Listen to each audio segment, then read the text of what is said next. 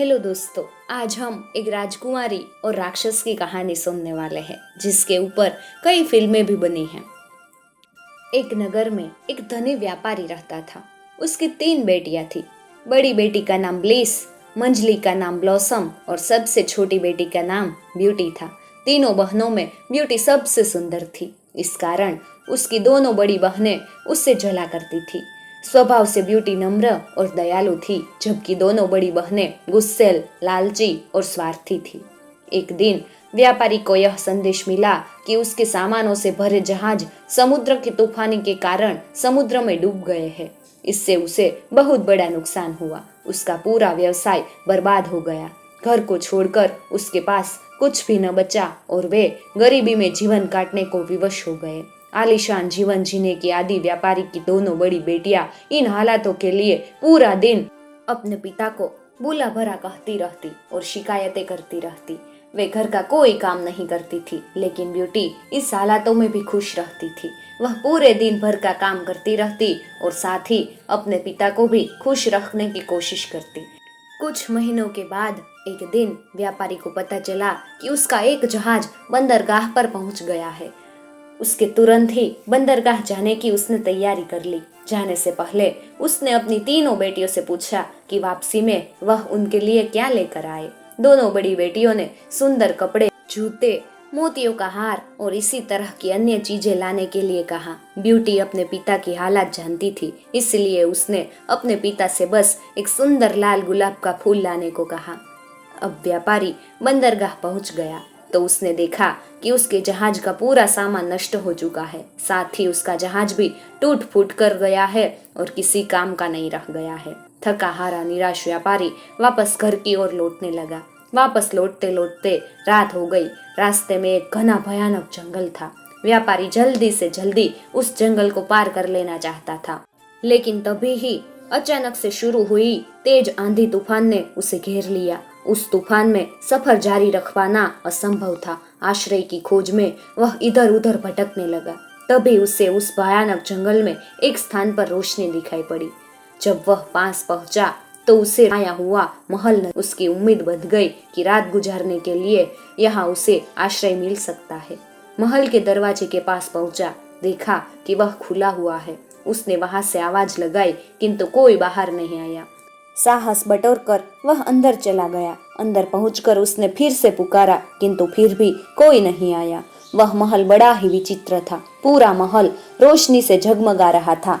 खाने की टेबल लजीज पकवानों से सजी हुई थी, लेकिन वहां कोई भी नहीं था। लंबी यात्रा के उपरांत व्यापारी को जोरों की भूख लगाई थी, इसलिए वह चुपचाप भोजन करने लगा।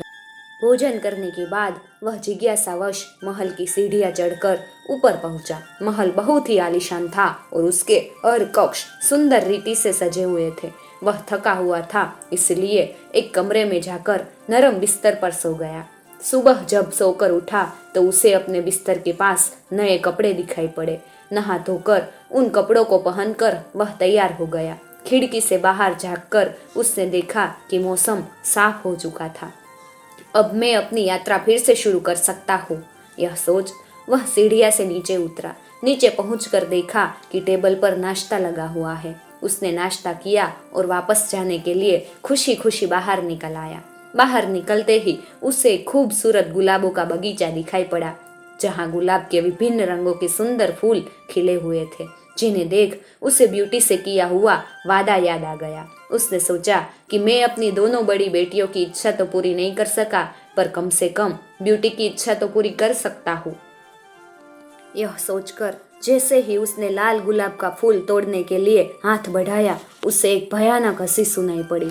डर के मारे उसने अपने हाथ पीछे खींच लिए। उसने देखा उसके सामने एक डरावना राक्षस खड़ा है। उस राक्षस की आंखें अंगारों की तरह लाल थी। व्यापारी को घूरते हुए वह गुस्से में गुर्राया, दुष्ट व्यक्ति, मैंने तुम्हें अपने महल में आश्रय दिया, खाने के लिए लजीज भोजन दिया, सोने के लिए नरम बिस्तर दिया और पहनने के लिए नए कपड़े दिए। मेरे इन एहसानों के बदले मुझे धन्यवाद देने के बजाय तुम मेरे बगीचे से फूल चुरा रहे हो। कितने आसान फरामोश हो तुम। अब मैं तुम्हें जीवित नहीं छोड़ूंगा। डर से कांपते हुए वह व्यापारी राक्षस के पैरों पर गिर पड़ा और क्षमा याचना करने लगा। मुझे क्षमा कर दो, मुझे क्षमा कर दो। मैं यह गुलाब का फूल अपने लिए नहीं तोड़ रहा था, बल्कि अपनी बेटी के लिए तोड़ रहा था, जिसे मैंने एक लाल गुलाब का फूल लाने का वादा किया था। मुझे मत मारो, तुम जैसा कहोगे मैं वैसा ही करूँगा।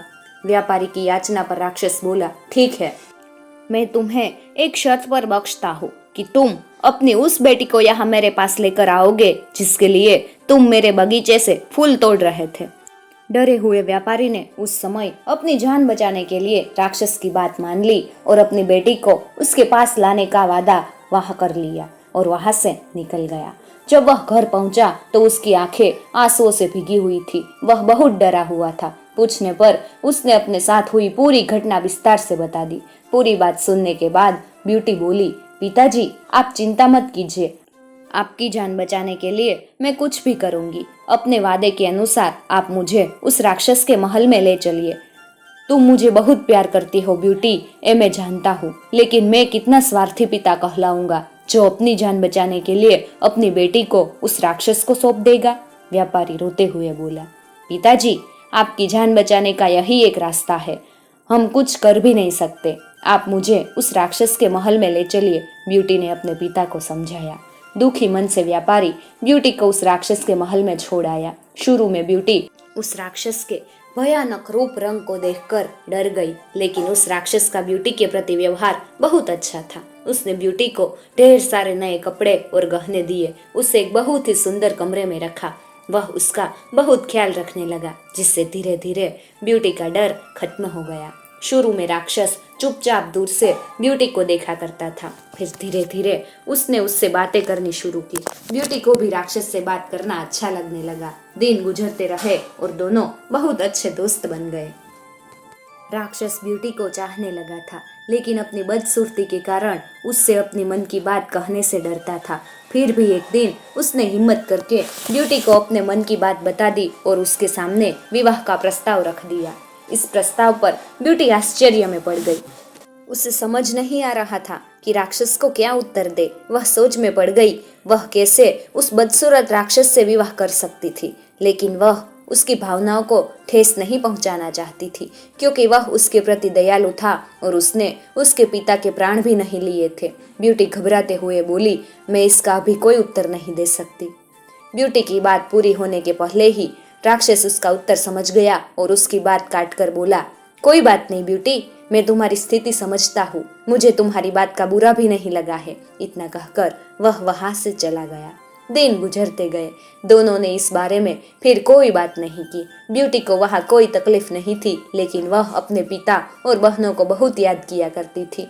ऐसे ही एक दिन वह उन्हें याद कर उदास बैठी हुई थी। तभी राक्षस वहाँ आया और उसकी उदासी का कारण पूछा। ब्यूटी ने उसे बताया कि वह अपने परिवार को याद कर रही है। राक्षस ब्यूटी का दुख समझ गया और उसने उसे एक जादुई आईना दिया, जिसमें वह जब चाहे अपने पिता और बहनों को देख सकती थी। ब्यूटी उस आईने को पाकर बहुत खुश हुई। अब जब भी उसका मन करता वह उसमें अपने परिवार को देख लेती थी। एक दिन ब्यूटी ने उस आईने में देखा कि उसके पिता बहुत बीमार है और मरने की कतार पर है। वह दुखी हो गई। उसने राक्षस से विनती की कि वह उसे उसके पिता से मिलने के लिए जाने दे। वह आखिरी बार उनसे मिलना चाहती है। पता नहीं फिर कभी वह उन्हें देख पाएगी या नहीं। पहले तो राक्षस ने मना कर दिया, लेकिन फिर ब्यूटी के आंसू देखकर उसका मन पिघल गया और उसने उसे जाने की इजाजत दे दी। उसने ब्यूटी से कहा, मैं तुम्हें अपने पिता के पास जाने की इजाजत देता हूँ, लेकिन इस शर्त पर कि तुम्हें 7 दिन के भीतर मेरे पास आना होगा, नहीं तो मैं तुम्हारी याद में मर जाऊंगा। ब्यूटी ने राक्षस से वादा किया कि वह अपने पिता को देखकर 7 दिन में वापस लौट आएगी। राक्षस ने उसे एक अंगूठी दी और कहा, जब वह यह अंगूठी अपनी अंगुली से उतारेगी वह वापस इस महल में होगी। ब्यूटी ने वह अंगूठी पहन ली। अगले दिन जब वह सोकर उठी तो उसने खुद को अपने पिता के घर पाया। वह सीधे जाकर अपने पिता से मिली।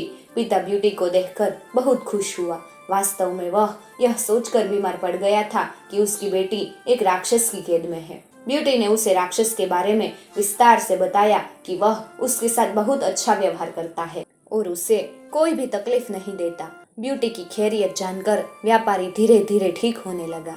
वहाँ रहते हुए ब्यूटी को राक्षस की याद आने लगी। उसके साथ रहते रहते उसे उसकी आदत पड़ गई थी और उसके अच्छे और दयालु व्यवहार के कारण वह उससे प्रेम करने लगी थी। एक दिन ब्यूटी की दोनों बहनें ब्लिस और ब्लॉसम, जिनका विवाह हो चुका था, उससे मिलने आई।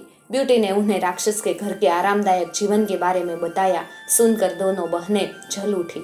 जब उन्हें पता चला कि ब्यूटी को 7 दिन के भीतर वापस राक्षस के महल में जाना है, तो उन्होंने झूठे आंसुओं की बदौलत ब्यूटी को वहां कुछ दिन और रोक लिया।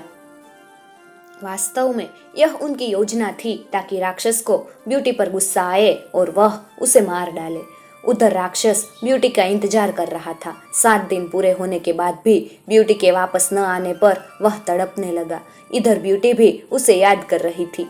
एक रात ब्यूटी ने सपना देखा कि राक्षस नीचे गिरा हुआ है और मर रहा है। ब्यूटी की नींद टूट गई। उसे अपना वादा न निभाने पर बहुत पछतावा हुआ। उसने तुरंत ही अपनी अंगूठी निकाल दी और दूसरे दिन जब वह सोकर उठी तो वह राक्षस के महल में थी। ब्यूटी ने दिन भर राक्षस का इंतजार किया, लेकिन वह उससे मिलने नहीं पहुंचा।